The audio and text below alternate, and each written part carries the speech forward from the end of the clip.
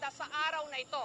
Ang tanong ng mga narito, paulit-ulit na lang ba ang nangyayaring mga katiwalian at kurakutan sa gobyerno?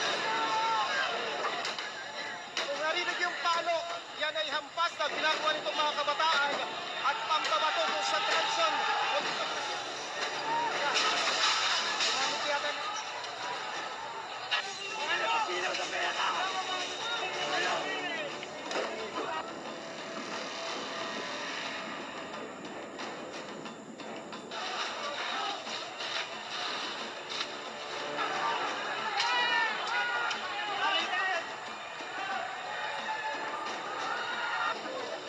Huwag na sabihin lahat.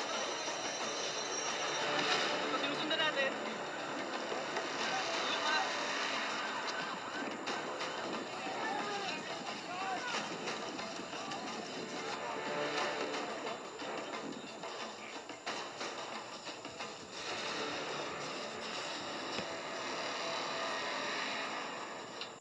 Ang sunod-sunod na mga pagbaha mula nung Hulyo ang nagbuking at nagsiwalat ng napakalawak din palang korupsyon sa gobyerno.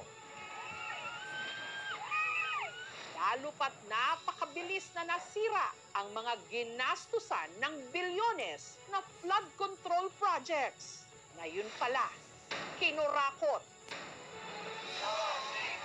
Sa araw na ito, narinig ang puot ng taong bayan. Tama na, itigil na ang korupsyon.